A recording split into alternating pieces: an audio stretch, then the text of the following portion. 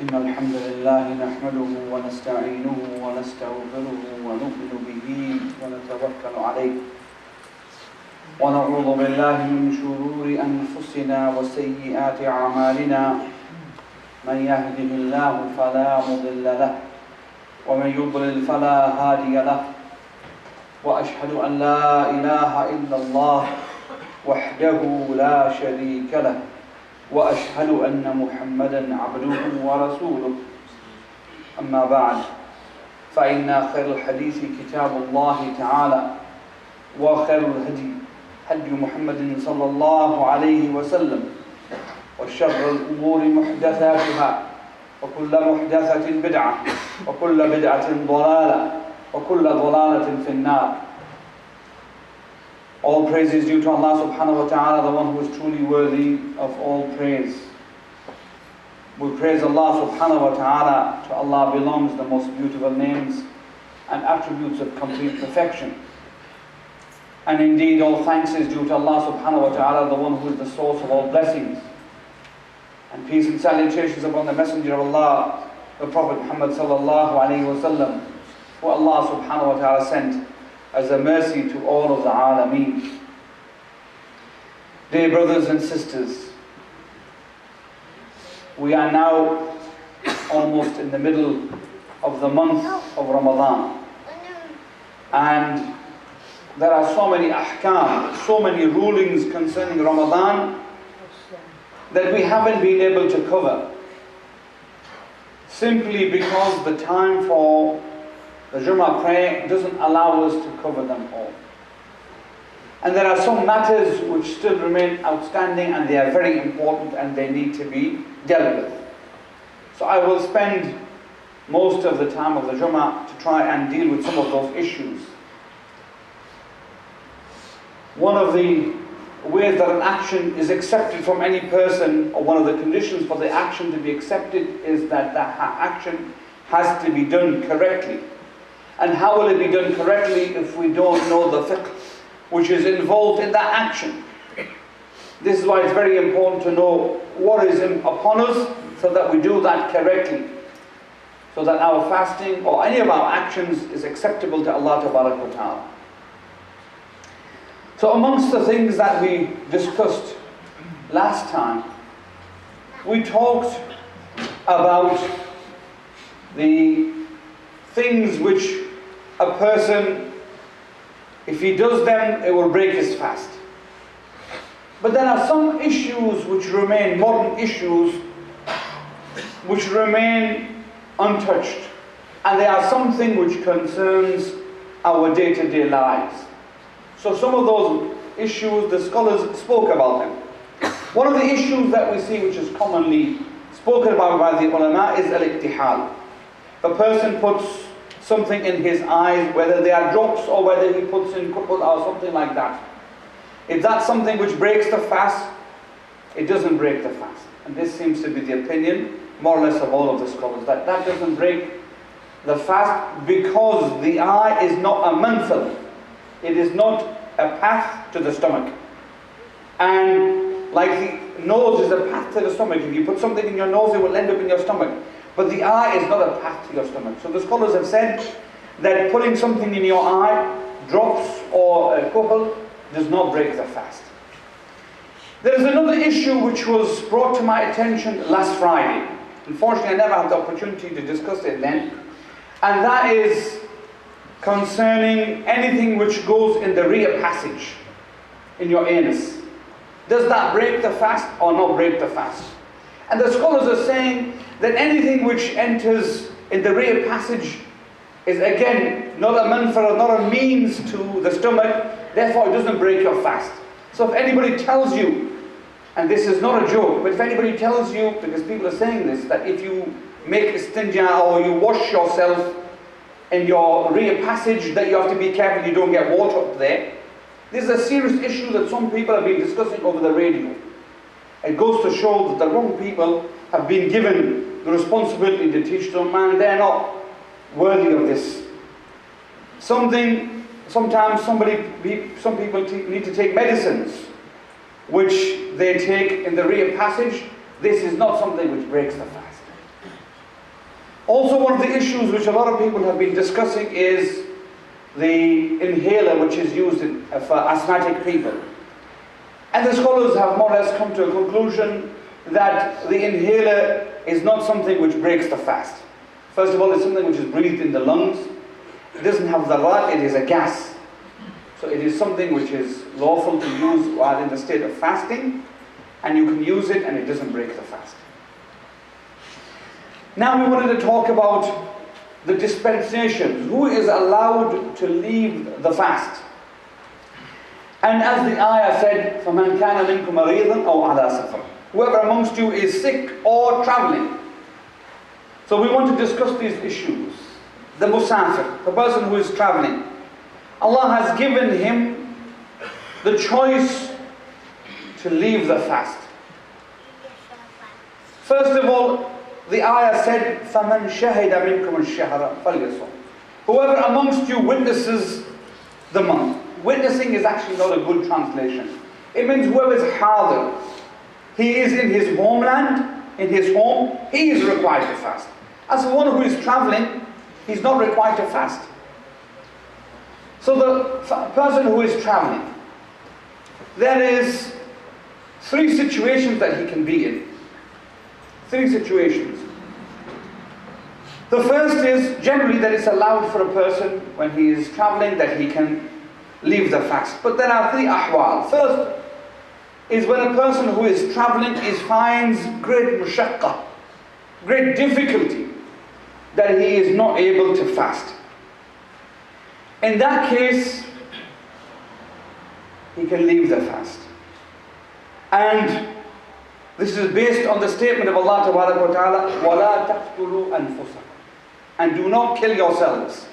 So you are traveling and you're not able to bear the difficulty of the fast, but you force yourself to fast while you're traveling and you end up harming yourself or killing yourself. Allah has forbidden this. So when there is ease, then you are required to take the dispensation. It is forbidden for you in this situation to fast.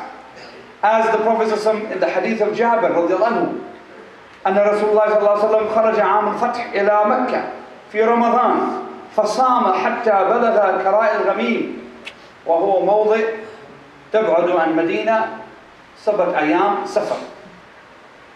When the Prophet arrived in this place, Kara al-Ghamim, and the people were fasting, if people complained to him that the fasting is difficult, ثم دعا بقدح من ماء فرفعه حتى نظر الناس إليه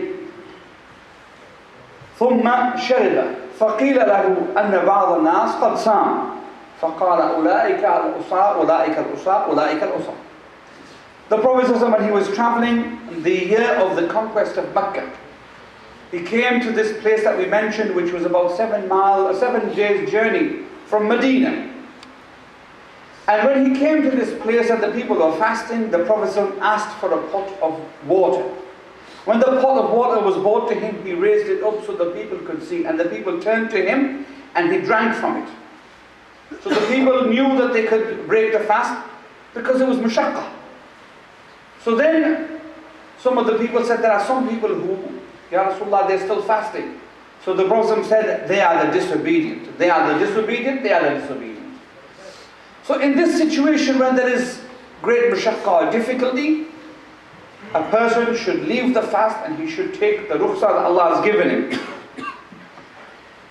The second situation is a person who finds difficulty, but it's a difficulty that he can bear. It is still better in this case for him to leave the fast, because the Prophet said in another narration that Allah subhanahu wa ta'ala likes that the slave should take the dispensations that Allah has given him. Considering there is a difficulty on him, it's better for him to leave the fast and take the dispensation, based again on the hadith, on another hadith, the hadith of Jabir. كان رسول الله صلى الله عليه وسلم في سفر فرأى زحاما ورجل قد ضل عليه. He said that the Prophet ﷺ was traveling and he saw a group of people crowded around a man, and there was a man who was being shaded. فقال ما هذا? So the Prophet asked, what is happening here? قالوا صائم. They said, oh Messenger of Allah, he is fasting. قال ليس من البر الصيام في السفر. The Prophet said it is not from piety that a person should fast while they are traveling. The hadith is agreed upon by Bukhari and Muslim. And the third situation is a person who doesn't find any difficulty. لا يشق عليه الصيام في السفر. If he doesn't find any difficulty, then the collective opinion of the scholars is that it is, well, not the collective, there's a difference of opinion on this issue. Some of the scholars said it is better for him to fast, and others said it is not better for him to fast. Wallahu alam, the rajih opinion, the more correct opinion is better for him to leave, to make the fast because of various reasons. Amongst those reasons is this hadith, the hadith of Abu Darda. He said, خرجنا مع رسول الله صلى الله عليه وسلم في رمضان في حر شديد حتى إن كان أحدنا ليضع يده على رأسه من شدة الحر. The companion Abu Darda says that we left with the Messenger of Allah صلى الله عليه وسلم in the month of Ramadan, and it was extremely hot, to the extent that a man would put his hand over his head because of the intense heat. So then the Rawi says, وَمَا فِينَا صَائِمْ إِلَّا رَسُولُ اللَّهِ صَلَّى اللَّهُ عَلَيْهِ وسلم وَعَبْدُ اللَّهِ بْنْ رَوَاحَةَ. The Prophet was the only one, he says, the Prophet and Abdullah bin Rawaha were the only two people who were fasting. So it goes to show it's allowed for a person to fast, and it is better to fast because the Prophet fasted. Also, for various reasons, the scholar said it is better for a person to fast because, first of all, he is in the time of fadl. When you're being ordered to do something and you do it immediately, this is the time of merit. It is better to come with the action at that time rather than to come with it later. Some of the scholars said that kamal al-amal, or the perfection of any action, is that when you're ordered to do it, you hurry to do it, you do it immediately. So they say that this is better because a person is in the time of fadl. The other thing also is that a person quickly removes from himself or absolves from himself the responsibility which Allah has put upon him. Ibrar al-dhimma. He's absolved himself of his responsibility by fasting in the month of Ramadan. Another possible wisdom also is that if you find that all of the people are fasting, then you will find it easy to fast because everybody is fasting. But when you find that everybody is making iftar and you are fasting, you might find difficulty. And some people do find difficulty in that. So for these various reasons, the scholars have said that it is better for a person, if he is able to bear the difficulty of the travel, that it is better for him that he should fast. And of course, when should a person start to fast? The scholars say that if a person is fasting during the day, he's fasting, but he's going to travel now in 10 minutes time. After the Jumu'ah, he's going to travel. And then he will find difficulty. So what should he do? He should not leave his fasting until he leaves the buildings of his city.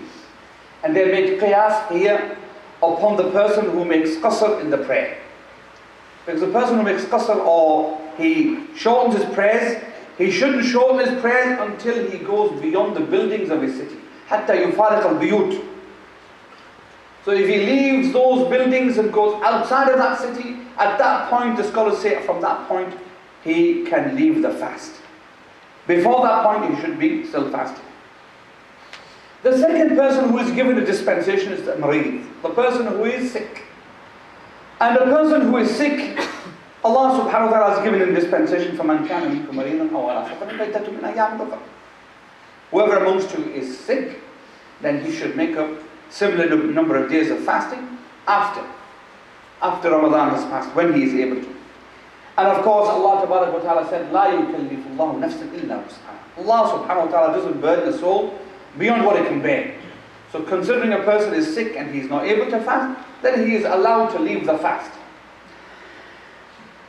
But again, there is certain situations. There are two situations here. One person who has a sickness which is a continuous sickness. The sickness which is yadurru as-siyam. If he fasts in this sickness, then the sickness will harm him. In this case, it's forbidden for him to fast. If the sickness will harm him, but he insists on fasting still, he is doing something which Allah has forbidden. Because Allah Ta'ala says, وَلَا تَقْتُلُوا أَنفُسَكُمْ, and do not kill yourselves.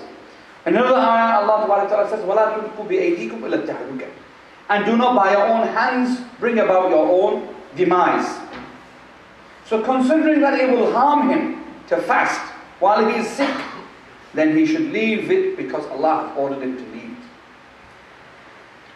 And of course, what does it mean by it will harm him? The scholars have even identified what that is.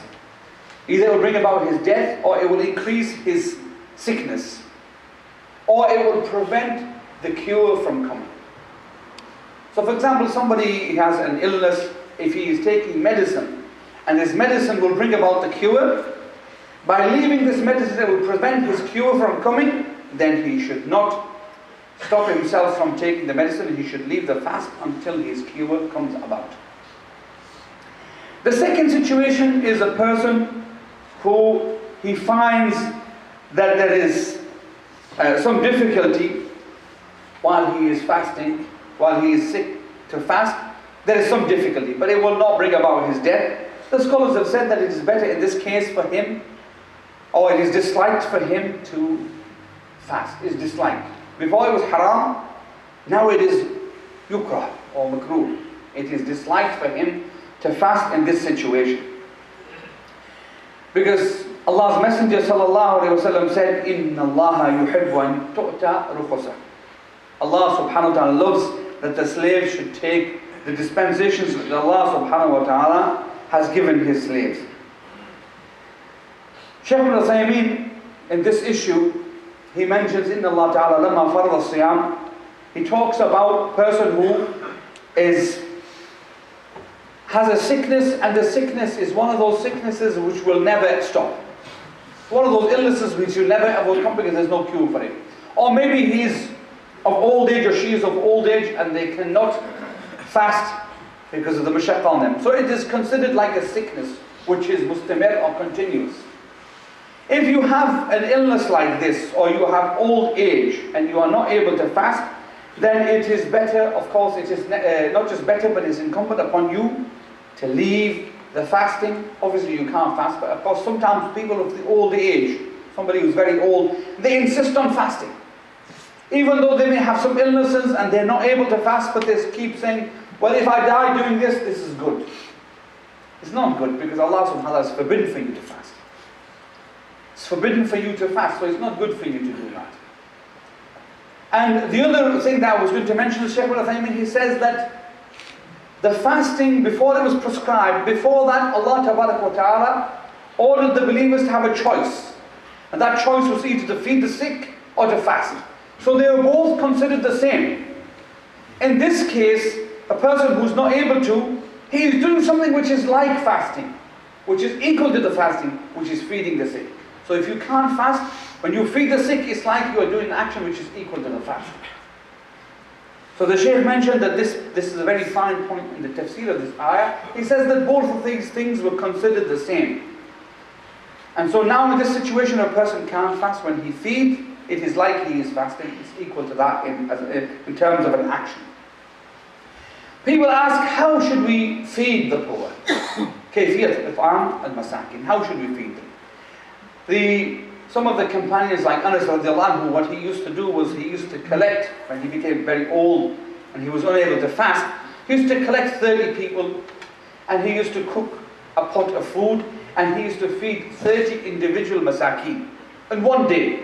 And that way he would pay his fidyah for the whole of the month of Ramadan in one sitting.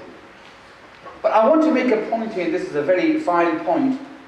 What you cannot do is cook a pot for 30 people and feed it to 6 people. Because you are ordered to feed for every one fast, one person. Yes, you can feed the same person every day for 30 days, that's not a problem. As long as you fed him 30 times. What you can't do is give a pot for 30 people to 6 people. This is not allowed. Then you haven't absolved yourself of your responsibility.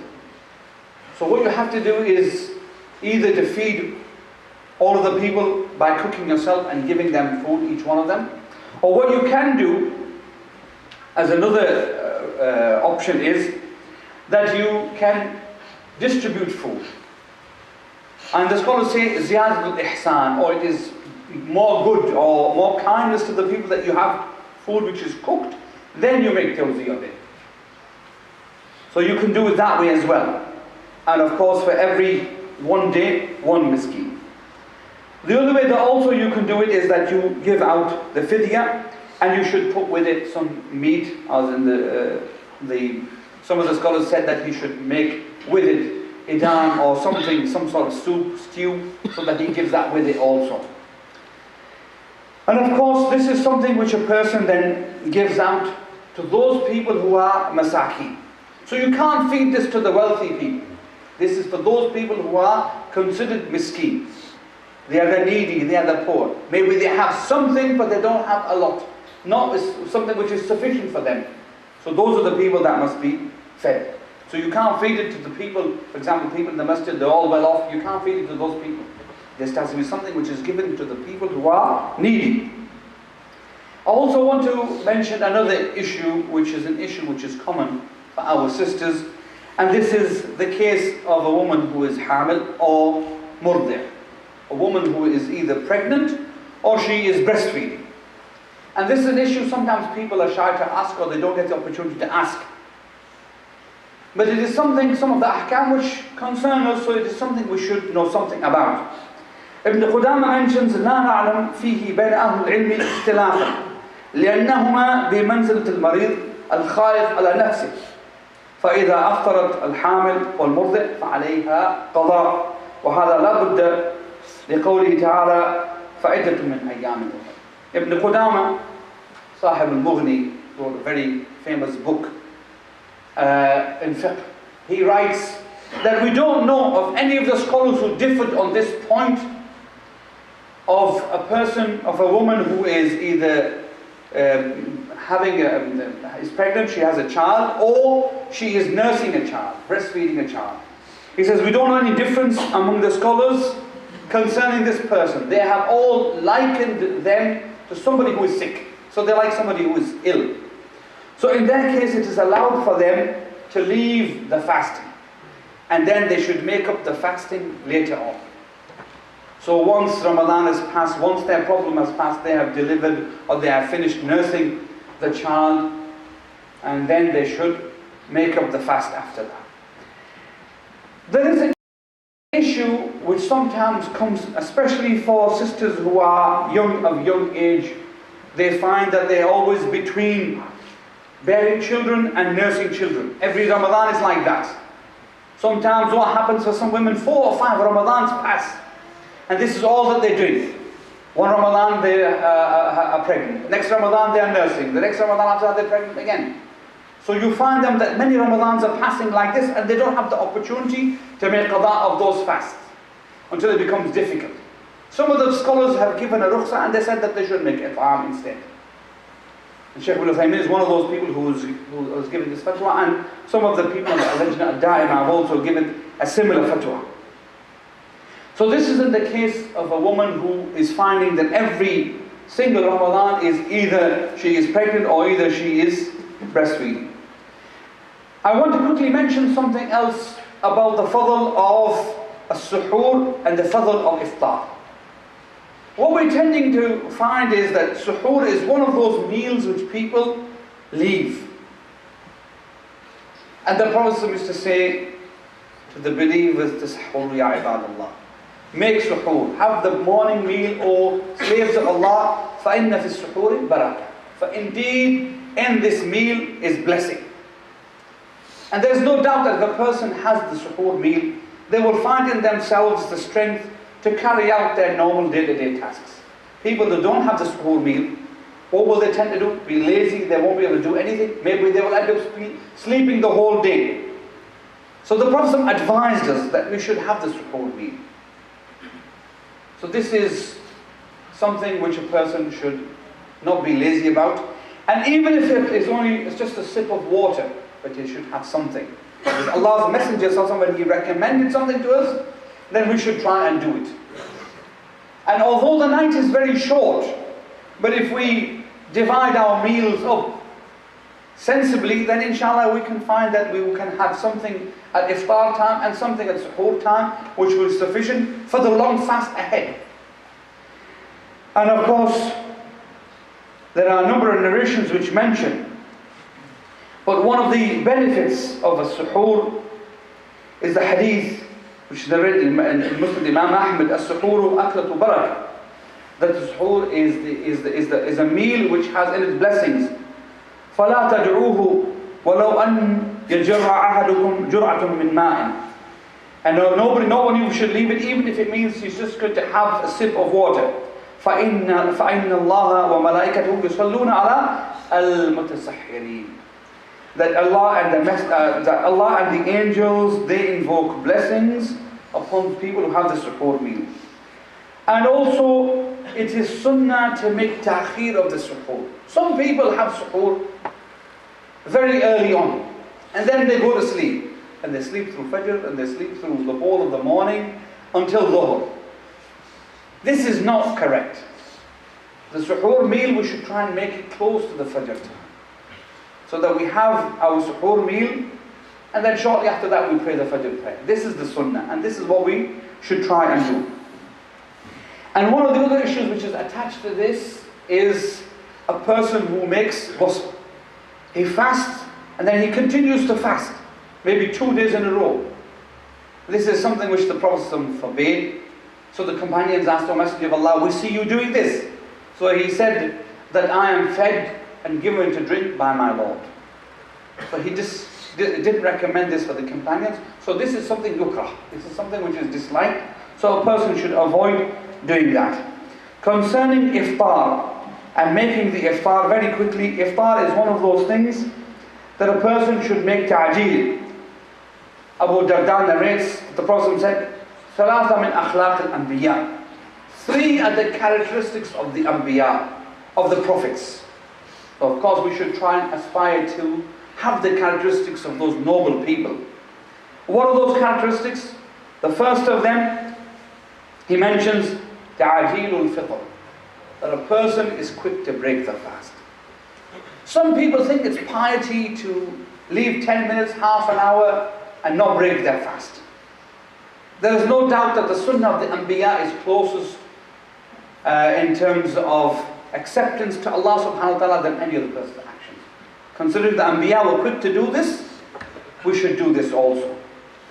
And also, the Prophet said in the hadith of Sahal, لا يزال الناس بخير ما عجلوا الفطر. The people will continue to be in good stead as long as they are quick to break the fast.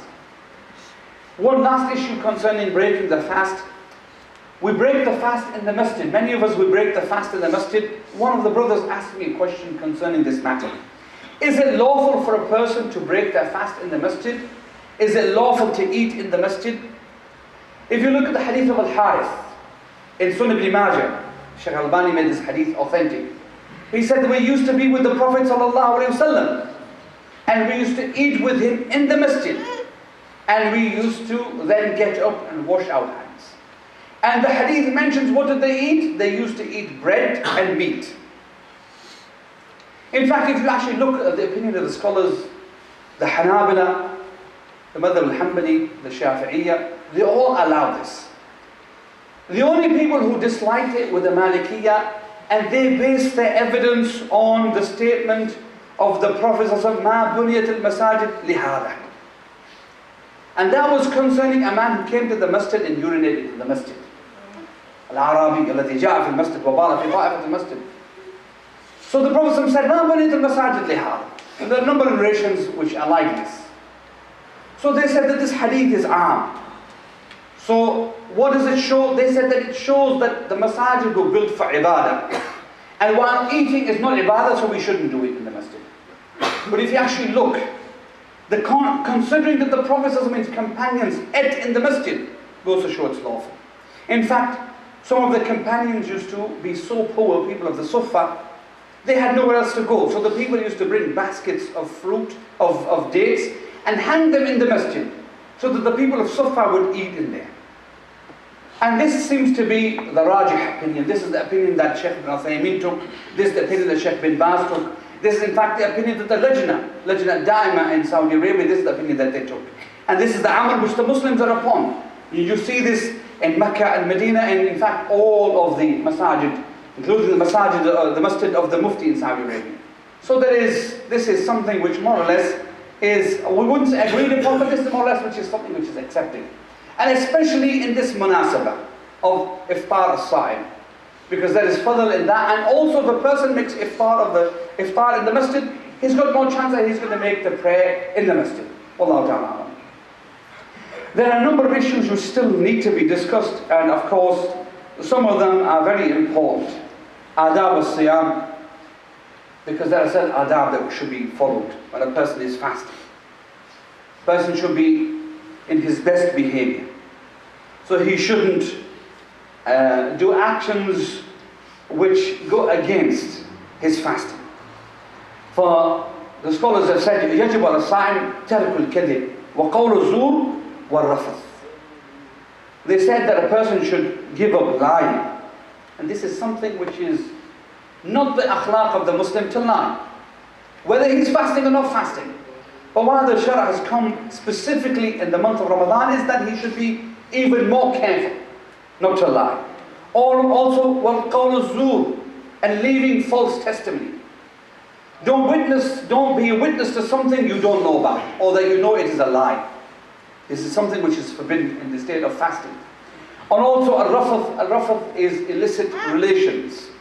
And as we mentioned before, even the muqaddimat to those things a person should avoid.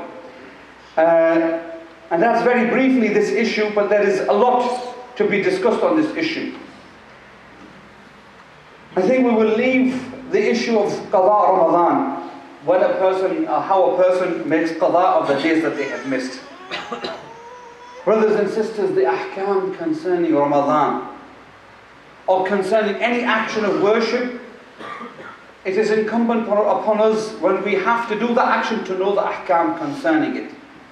So we either should, if we are able to read it and research it, and if we are not able to, we should ask somebody and learn it, so that we can do the action, so that it will be accepted by Allah. Can you imagine a man who comes on the day of judgment, and he's done so many actions, he's toiled and worked hard all of his life, trying to do those actions, and he found out that maybe his prayer wasn't accepted because he didn't do his wudu right. Maybe his prayer is not accepted because he didn't do his wudu right. Maybe his fasting wasn't accepted because he did something which was unlawful. Or maybe he left something that he should have done out of jahl. And how long will we continue to use this excuse of ignorance? When we are able to read, and we are able to ask, and we are able to find out. If one of us, this is a simple example that all of us can understand. When we want to buy something or purchase something in the dunya, we will make our best effort to get the best possible deal. When it comes to the deen, people say, no, it's okay. Allah is forgiving. We also forget that Allah also is shadidul iqab. Allah is also very severe in taking vengeance from His slave for leaving those things which Allah has enjoined upon. So brothers and sisters, we should ask concerning matters so we know and we do them correctly. Wallahu ta'ala. May I ask Allah subhanahu wa ta'ala to make us a people when we hear the truth, recognize it to be true, give us the ability to act upon it, and also make us a people when we hear the falsehood, recognizing the falsehood, give us the ability to avoid it. وَأَقُولُ مَا تَسْمَعُونَ.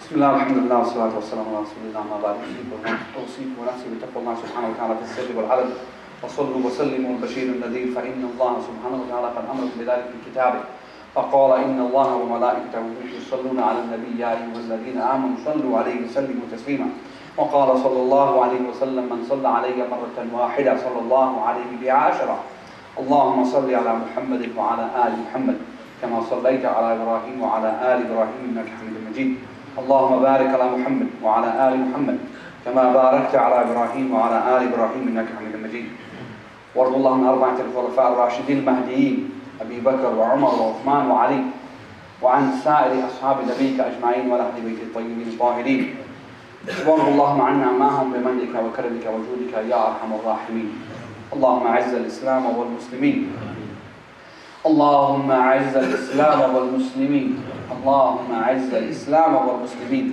وأذل الشرك والمشركين ودمر أعداء الدين، ودمر أعداء الدين، ودمر أعداء الدين، واحمي حوزة الإسلام يا رب العالمين.